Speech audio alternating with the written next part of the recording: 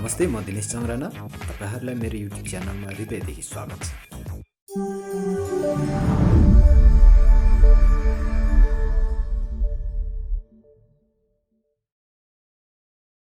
यस भिडियोमा तपाईले यस्तो फोटोलाई यस्तो रूपमा कसरी ढाल्ने भनेर सिक्न सक्नुहुनेछ। सर्वप्रथम Lightroom CC Mobile एप्स हामीसँग हुन जरुरी छ। यो लुक दिनको लागि यदि तपाईसँग छ भने ठीक छ, डाउनलोड गरिसक्नु भएको छ भने। यदि छैन भने तपाई प्ले स्टोरमा गएर Lightroom CC सर्च गरेर इन्स्टल गरी खोल्न सक्नुहुन्छ। सुरु गरौँ। Lightroom Mobile फर्स्टमा तल आइकन छ नीलो प्लस आइकन भएको देखिन्छ, त्यसमा टच गरेर आफ्नो फोटो कहाँ छ भन्ने ब्राउज गर्न सक्नुहुन्छ। यहाँनेरि माथि दुईटा अप्सन छ, एउटा डिभाइस फोल्डर्स अनि टाइमलाइन। यदि तपाईले भर्खरै खिच्नु भएको फोटो भने त्यो टाइमलाइनमा सजिलैसँग भेट्न सकिन्छ। यो चाहिँ मैले डाउनलोड गरेको फोटो हो, जुन चाहिँ मैले डेस्कटपबाट यता सारेको थिएँ।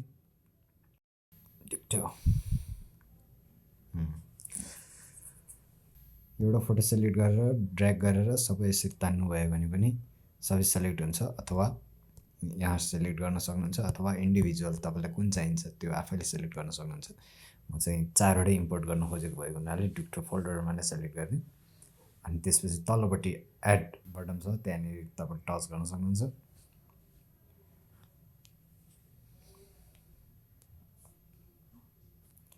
फोटो इम्पोर्ट भइरहेको छ।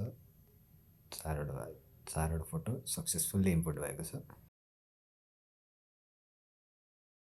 अटो कलर करेक्सनमा यहाँ तल छ अटो लेखेको, यहाँनेरि ट्याप गर्न सक्नुहुन्छ तपाईले। ट्याप गरौँ, के भयो हेर्नुस्। यहाँनेरि यस फोटो अगाडिको भन्दा अहिले अलिकति उज्यालो भएको छ देखिन्छ, जसले चाहिँ सबै ब्यालेन्स गरिदिएको छ। डार्क पार्टहरु एकदमै उज्यालो पार्टहरुलाई ब्यालेन्स गरिदिएको छ। पुरानो बिफोर हेर्नुस्, बिफोर फोटोमा बिफोरमा यसमा अलिकति हाइलाइटहरु बढी छ, स्याडो पनि अलि बढी नै छ। अब यसमा स्याडो खोलेको छ। अब हेर्नुस्, यहाँ पनि चेन्ज अटोमेटिकली भइरहेको छ। यहाँनेरि यहाँ यो सेटिङ र यहाँनेरि भएको भाइब्रेन्स, अब कुनै कुनै फोटोमा टेम्परेचर पनि बढ्न सक्छ, घट्न सक्छ, टिन्ट पनि बढ्न सक्छ, घट्न सक्छ, भाइब्रेसन भयो, त्यस्तै स्याचुरेसनहरु घटबड आउँछ आफै। अब म एकचोटी यो फोटोलाई रिसेट गरेर देखाउँदै छु। रिसेट गरी रिसेट टु अल गर्दै मैले। म फेरि एकचोटी देखाउन चाहन्छु। लाइटरुम अघि नै यहाँनेरि भ्यालुहरु चेन्ज भएको देख्नु भएको थियो तपाईले। भनेपछि यतापट्टि नै भ्यालुहरु चेन्ज भएको देख्नु भएको थियो, विशेष गरी भाइब्रेन्समा यहाँनेरि चेन्ज भएको थियो। अब फेरि म एकचोटी अटोमा टच गर्दिन्छु। अटोमा टच गर्दिन्छु। अटोमा टच गरेपछि यहाँको भ्यालुहरु सबै चेन्ज भएको छ। मलाई चाहिँ यसलाई भर्टिकल्ली एडिट गर्नुभन्दा हरिजोन्टली राखेर एडिट गर्न सजिलो हुने भएको हुनाले म चाहिँ यसलाई हरिजोन्टल मोडमा लान्छु, अटो रोटेट गरेर। एक्सपोजर प्यानलमा भएको यो सानो डट, गोलो डटलाई डबल ट्याप गरेर जेरो रिसेट गरिदिन्छौँ र फेरि एक्सपोजर लेखेको अक्षरमाथि डबल ट्याप गरेर -0.20 बनाउँछु। त्यसपछि हाइलाइट्सलाई हामी पुरै -100 नै गर्छौँ, जसले चाहिँ एकदमै हाइलाइट भएकोहरूलाई चाहिँ ब्यालेन्स ल्याउन सक्छ। जस्तो अब हाइलाइट हेर्नुस्, यसलाई बढाउँदाखेरि एकदमै ब्राइटनेस बढेर स्किनको डिटेलहरु गइरहेको छ। यसलाई -100 गर्छौँ। त्यसपछि कन्ट्रास्टलाई हामी पुरै 100 गरिदिन्छौँ। हामी डार्क मोड जान्नु लागेको हुनाले अलिकति यसलाई 100% नै गरेर राख्दिएको कन्ट्रास्टलाई। सो व्हाइटलाई हामी -50 सम्म गर्न सक्छौँ। -50 अरु त ठीक छ। हामी कर्वमा जान्छौँ। यसले सेतो पार्ट, एकदम इमेजमा भएको सेतो पार्टहरुलाई यसले कन्ट्रोल गर्न थाल्छ। हेर्नुस्, माथिको पार्टलाई तल राखेर कालो लगायो, माथि लगायो, सेतो भयो। यसलाई नि माथि लाँदै गयो, सेतो हुँदै गयो, प्योर सेतो। यसलाई तल ल्यायो, ब्यालेन्समा छ। यसमा ग्रिडहरु देखिन्छ। यो ग्रिडहरुमा यो बिचको पार्ट भनेको मिडटोन हो, यो भनेको हाइलाइट, यो र यो भनेको स्याडो पार्ट हो। तपाईले बुझ्नुभयो। स्याडो पार्ट यो पार्ट, यो मिडटोन, यो हाइलाइट, अनि यो चाहिँ एकदम सेतो, शुद्ध सेतो र शुद्ध कालो, यो तलको है। यसमा बनाउनु लागेको ट्युटोरियल अनुसार चाहिँ यसलाई हामी हाइलाइट एकदमै सेतो पार्ट, व्हाइट पार्टलाई हामी यहाँसम्म ल्याएर छोडिदिन्छौँ। हामी यसलाई डबल ट्याप गरेर सेट हटाइदिन्छौँ अनि यसलाई यहाँसम्म मिडटोन र हाइलाइटको करिब करिब छेउतिर ल्याएर छोड्छौँ। यसलाई हामी तल पुर्याउँछौँ है। स्याडोलाई हामी थोरै खोलिदिन्छौँ किनकि स्याडो हामीले फेड गर्नु लागेको छौँ यो ट्युटोरियलमा। स्याडो फेड गरिदिन्छौँ, फेड गर्दै जान्छ। नाइस।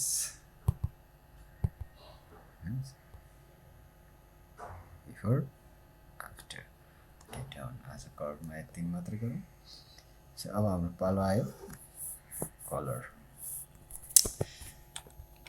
कलरमा हामी फर्स्टमा टेम्परेचरलाई घटाइदिन्छौँ। हामी टेम्परेचर यता लग्यो भने ब्लू टोन बढ्दै जान्छ नि, यतापट्टि वार्म हुँदै जान्छ। टेम्परेचर वार्म र कुल, टेम्परेचर भनेको जहिले पनि वार्म र कुलमा हुन्छ। हामी कुलतिर जाँदैछौँ, हामी वार्म बनाउँदैनौँ, यसमा कुल बनाउँछौँ हामी। करिब करिब -7, 8, -7 ठिक छ।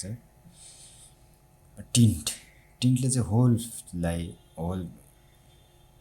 पिक्चरलाई चाहिँ सेम कुरा हो, तर यसमा चाहिँ ग्रिन र पर्पल, पिङ्क पर्पल मिक्स हुँदै जान्छ, जुनले चाहिँ स्किनलाई सेफ राख्नु मद्दत गर्छ। हाम्रो चाहिँ यसमा डार्क स्किन टोन बनाउनु लागेको हुनाले यसलाई हामी माइनस गरेर चाहिँ हामी पहेँलोतिरै जान्छौँ, रेड टोन दिँदैनौँ स्किनको। भाइब्रेन्स हामी यसलाई माइनस गरिदिन्छौँ पहिला सुरु, -22। भाइब्रेसनलाई 20 गरिदिउँ, 30, around 30, yes, that, okay, 30, right there। अब मिक्स पेनमा गरौँ। हामीसँग 8वटा कलरहरू हुन्छ, red, orange, yellow, green, cyan, blue, magenta and pink. हामी पहिला सुरु रेडमा गरौँ। रेडको भ्यालु, रेडले स्किन टोनमा भएको रेड पार्टहरूलाई कन्ट्रोल गर्नु मद्दत गर्छ। रेड पार्टलाई हामी -10 गरिदिउँ अहिलेलाई।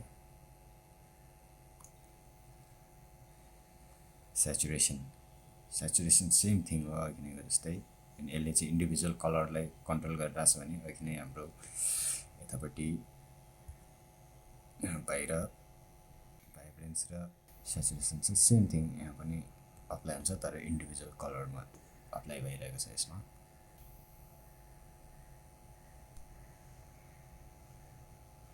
ट्वेन्टी, 27। लुमिनेन्सले चाहिँ कलरको ब्राइटनेस र कन्ट्रास्टलाई घटाउने अथवा बढाउने काम गर्छ। हामी अब अरेन्जमा जाउँ। Arrange -1 or 2, okay, -1, 11, sorry, 10 to 11। थोरै भ्यालुहरूले पनि यहाँनिर फरक पार्छ चित्रमा।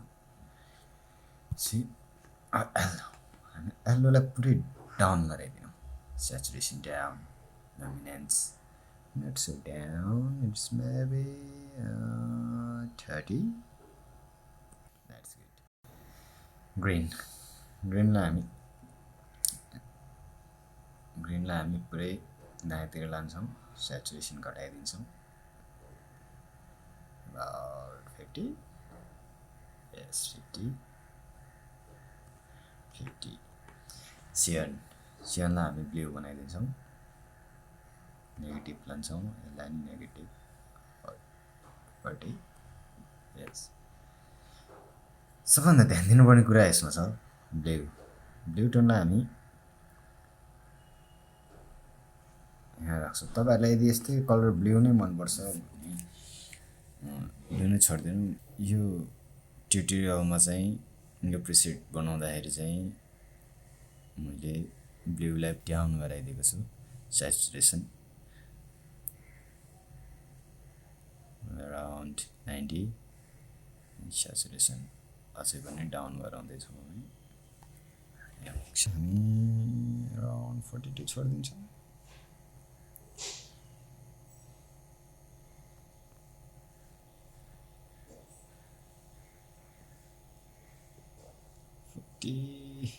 ठिक छ। 86, 80 मजेन्टा -53 गरिदिउँ।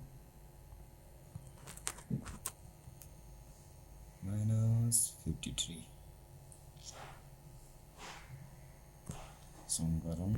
यसलाई हामी 60 to 65, around 60 to 65, 60, okay, not bad.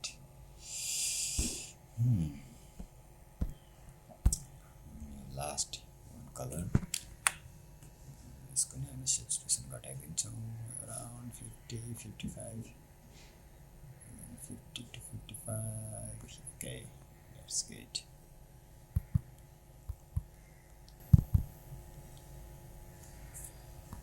हेर्नुहोस् यहाँनिर के भइरहेछ हाम्रो यहाँ, हाम्रो यसले बिगारिरहेछ जस्तो लाग्छ मलाई। हेर्नुहोस् होइन,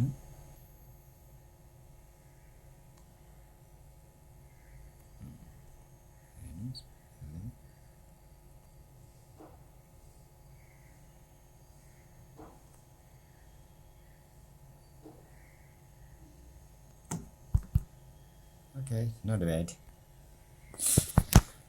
अब पालो आएको छ clarity. Clarity go to 50 to 60, around 50 and 60, not bad, 60, yes, get before, after, not bad, right. DHले के गर्छ हेर्नुहोस्, DH 21, पिग्नेट के हो त? पिग्नेट जसले ब्ल्याक यसले व्हाइट लगाउनु भयो नि, यसलाई -10 to 15, 10 to 13, मिड पोइन्ट हामी 20 सम्म राखौँ। फिलरलाई हामी 80 सम्म बनाउन सक्छौँ। तलको पार्टहरु छाड्दै मैले क्ल्यारिटीमा जाउँ। स्प्लिट टर्नमा हामी यसलाई 180, भ्यूलाई 180 र यसलाई अराउन्ड 6, yes 6, ओके डन। अब शार्पनिङतिर जाउँ।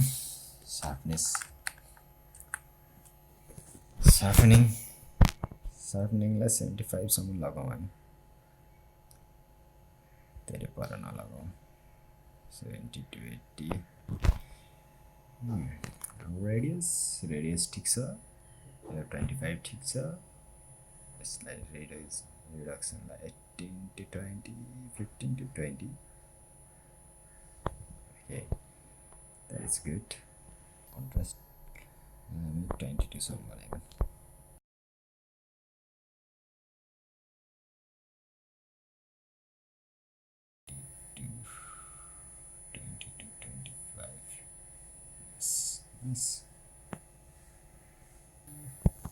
कलर रेन्ज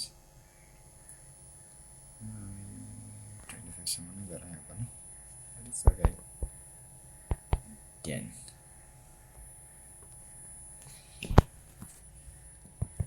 हेर्नुहोस् यो हो हाम्रो final output, here and after.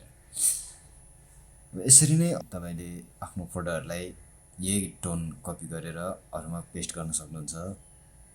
So पहिला हामी यहाँ जाउँ, यहाँ तिनवटा डट छ, यहाँनिर कपी सेटिङ गरौँ। कपी सेटिङमा तपाईँको सबै जे जे चलाउनु भएको छ त्योहरू सबै यहाँनिर आउँछ। ओके गरौँ, नेक्स्ट फोटो खोलौँ। यदि तपाईँहरूले पनि फोटो इम्पोर्ट गर्नु हुँदाखेरि यस्तो प्रकारको रेड ब्लू खालको रेक्टेङ्गलहरू, भर्टिकल रेक्टेङ्गलहरू देखिन्छ, स्क्वायर देखिन सक्छ कहिलेकाहीँ। त्योहरू देख्दाखेरि तपाईँले बोर मान्नु पर्दैन, डराउनु पर्दैन कि त्यो पछि आउटपुट हुँदाखेरि त्यो देखिँदैन। यो चाहिँ अब यसमा हामी पेस्ट गर्न चाहन्छौँ, किनकि ठाउँमा तिनवटा उसमा गयो पेस्ट सेटिङ। ओके,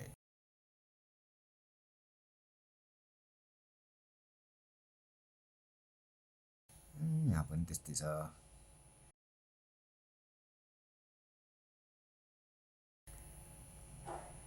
यहाँनिर अलिकति बिग्रेको छ। यहाँनिर हामी यस्तो गर्न सक्छौँ, लाइटमा गएर एक्सपोजरलाई हामी घटाएको थियौँ, यसलाई हामी बढाउन जाँदैछौँ। थोरै बढाउँछौँ, धेरै बढाउँदैनौँ। गुड। यहाँनिर फेरि कलर मिक्समा गएर येल्लो टोनलाई हामी पुरै कम्प्लिट डाउन गराइदिन्छौँ। यहाँ भित्तातिर देखिरहेको थियो येल्लो, त्यो डाउन भयो। ओके डन, पनि सक्यो। चाहिँ अर्को फोटोमा सेम थिङ पेस्ट गरिदिन्छौँ।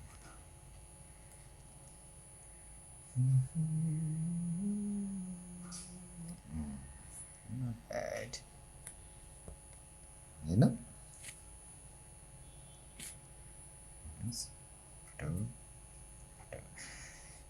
यो फोटोहरूलाई हामी कसरी एक्सपोर्ट गर्ने त त्यो पनि हेरौँ। त्यही ठाउँमा same thing, save to device. Okay गरौँ।